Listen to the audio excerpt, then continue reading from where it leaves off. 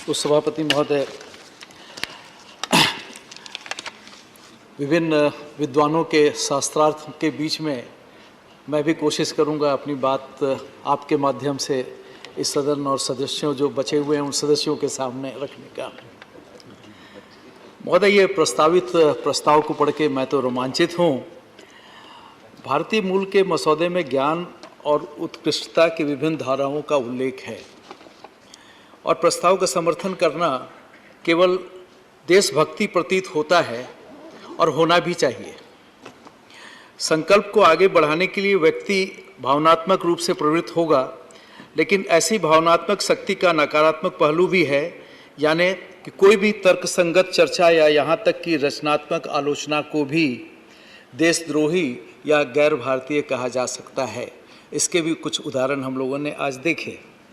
मेरा एक ही विचार है कि जब यह सम्मानित सदन विचार करने और प्रस्ताव पारित करने वाला हो तो दिल पर दिमाग की जीत होनी चाहिए और यदि आवश्यकता हो तो मान्यता प्राप्त विद्वानों के विचार पर भी विचार किया जाना चाहिए। तत्पश्चात इन विषयों पर निर्णय लेना चाहिए।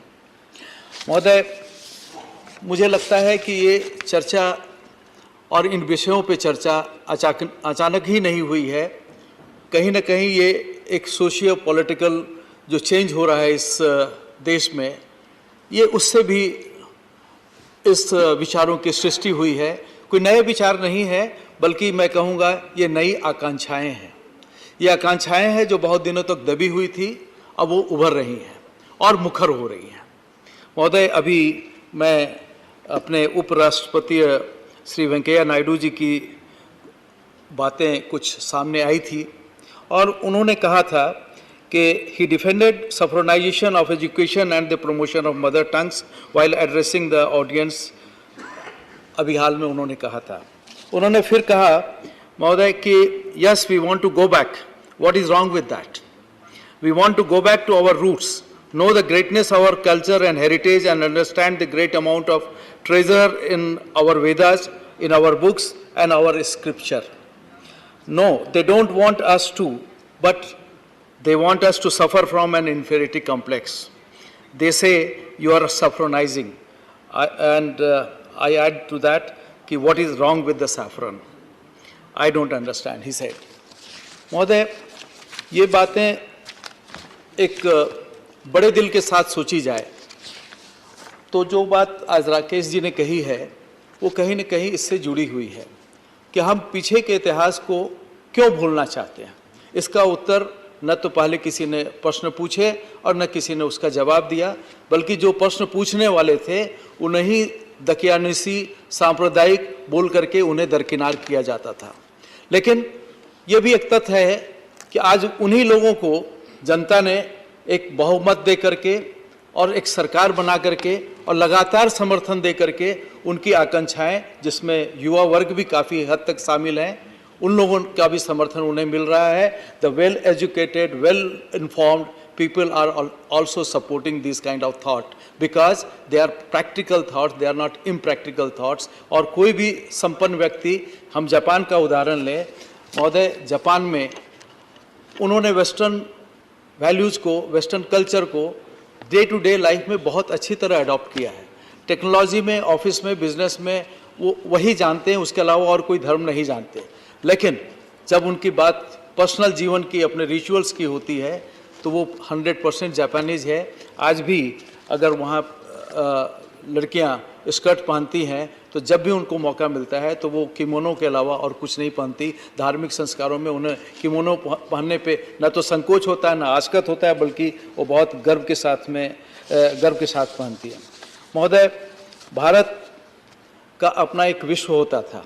हम इतिहास के थोड़े पीछे जाएं तो हम अपने आप में एक दुनिया थे और यदि एक साइंटिफिक फिक्शन की बात करें, यदि ऊपर के अंतरिक्ष से कोई व्यक्ति अगर दिल्ली आ जाए और यहाँ पे कुछ दिन रह करके वापस जाए और उनसे पूछा जाए कि ब्रह्मांड कैसा है, भारत कैसा है, या दुनिया कैसी है, धरती कैसी है, तो उसने दिल्ली में जो देखा वो उसी का वर्णन करेगा कि वहाँ का दुनिया ऐसा है, धरती ऐसी है, क्योंकि इसके अलावा उसने कुछ देखा नहीं।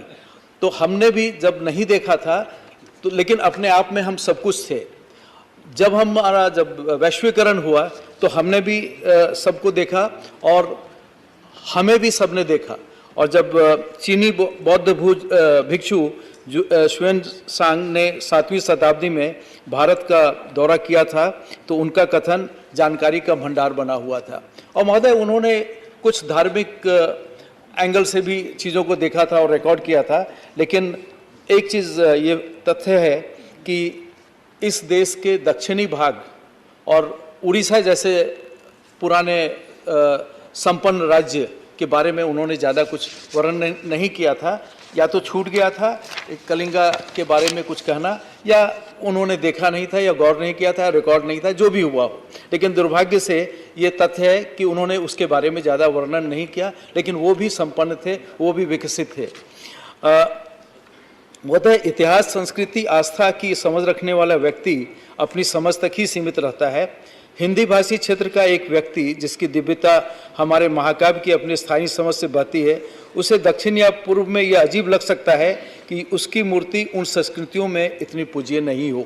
ऐसा होता है महोदय। हमने अभी कुछ हमारे मित्र लोगों ने कुछ बातें करी धर्म के बारे में, और उसमें जब पाणिनि के बारे में विनय जी ने भी कही बात, तो एक उदाहरण देता हूँ कि पाणिनि क्राइस्ट से करीब 200 साल पहले या बाद के आसपास में हो, उस समय आया, उन्होंने संस्कृत का व्याकरण दिया। लेकिन जैसा हम जानते हैं कि ग्रंथों में वेद इस संरचना का पालन नहीं करते हैं और इसका समझना मुश्किल है। लेकिन नारायण ऋषि द्वारा सुनाई गई ऋग्वेद के 10वें मंडल में पुरुष शक्ति में देखिए, यह वेद का वो हिस्सा है जिसमें 4 हिंदू जातियों का उल्लेख है।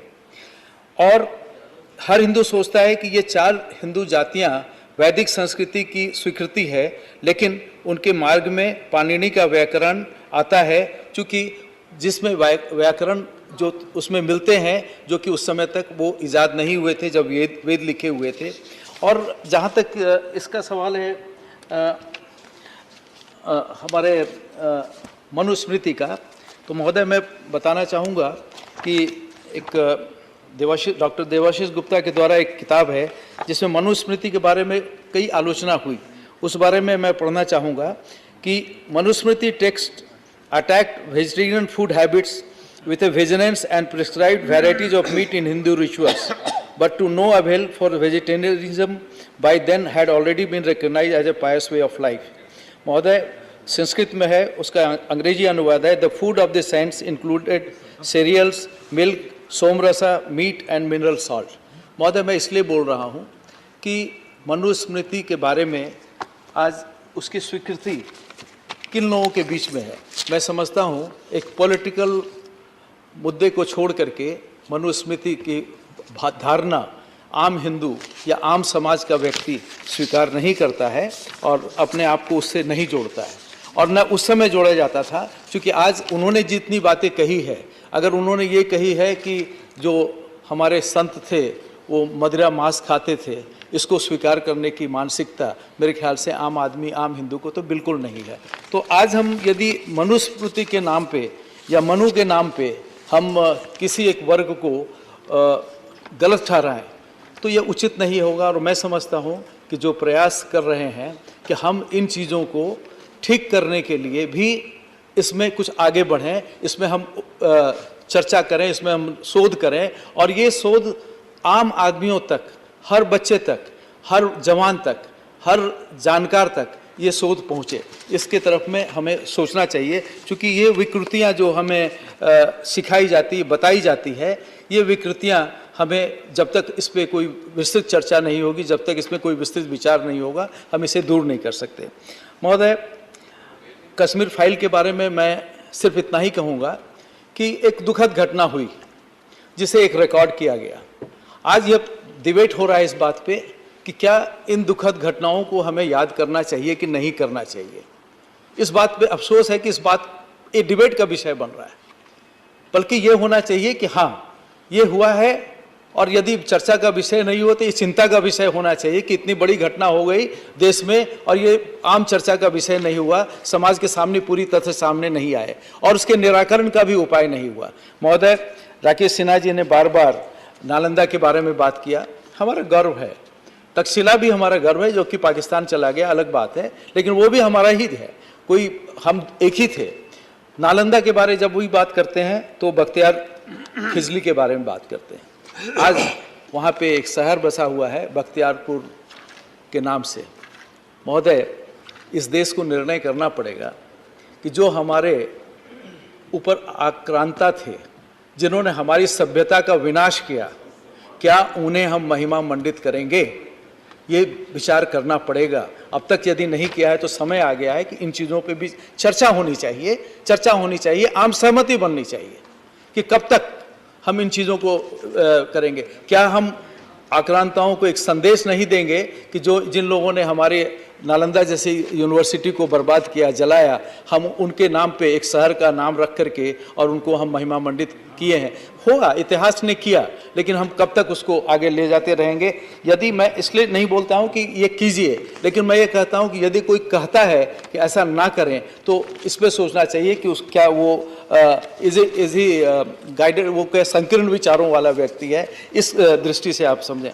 अभी हम लोगों ने कहा कि कॉलोनिज्म या इम्पेरियलिज्म ये ब्रिटिश राज तक नहीं था महोदय। अंग्रेजी के ये शब्द हो सकते हैं, लेकिन इसकी जो मूल भावना है वो ब्रिटिश राज के पहले जो शासन था, जो विदेशी आक्रांता थे उनका शासन था, ये भावना उस समय भी थी। और उस समय यदि इस चीज़ से हम पीड़ित आज हैं तो उस समय भी हम पीड़ित हुए। महोदय, अब मुझे इशारा मिल गया कि ज़्यादा कुछ नहीं बोलना है, तो एक अंत में राकेश जी ने एक सुझाव दिए हैं और कई एक सुझाव दिए हैं, उसमें 2-3 चीज़ें मैं ज़रूर कहूँगा कि इतने कला संस्कृति पे रिसर्च के संस्थान, हर यूनिवर्सिटी में डिपार्टमेंट, बड़ी बड़ी यूनिवर्सिटी, इसके बावजूद क्या सचमुच में हमें और भी रिसर्च इंस्टीट्यूट बनाने की आवश्यकता है? मैं समझता हूं महोदय, निर्णय लेने की आवश्यकता है कि इन विषयों पे हमें रिसर्च करना है, इन विषयों में हमें शोध करना है, इन विषयों को हमें आगे लाना है, ये निर्णय हमें लेना है। अंत में उन्होंने कहा है महोदय, make an organised effort in the country for attainment of swaraj, self rule of ideas. Now I want to ask my friend कि क्या हमें वैचारिक स्वतंत्रता नहीं है? क्या हमें आज स्वराज की आवश्यकता है? मैं तो समझता हूँ भारत एक ऐसा देश है महोदय जिसमें कि जितनी स्वाधीनता हमें विचारों की है, उतनी ज़्यादा हम समझते हैं कि किसी दूसरे समाज में नहीं है। आज एक दकियानुसी परिवार का बच्चा भी वेस्टर्न कपड़े पहनता है तो उसे मना नहीं किया जा सकता है। ये एक छोटे सा उदाहरण है, लेकिन मैं जो ये पता नहीं क्या कहना चाहते हैं कि एक ऑर्गेनाइज्ड एफर्ट करना चाहिए वैचारिक आज़ादी के लिए, तो ये मैं आज समझ नहीं पा रहा हूँ कि ये कोई उदाहरण के द्वारा हो सकता है कि अपने जवाब में ये क्लियर करने के रखेंगे। लेकिन मैं समझता हूँ कि जब OTT में महोदय माँ बहन की गाली खुलेआम दी जा रही है और ये लोग हम सब स्वीकार कर रहे हैं, इससे ज़्यादा बड़ा उदाहरण वैचारिक आज़ादी का और क्या हो सकता है? धन्यवाद महोदय।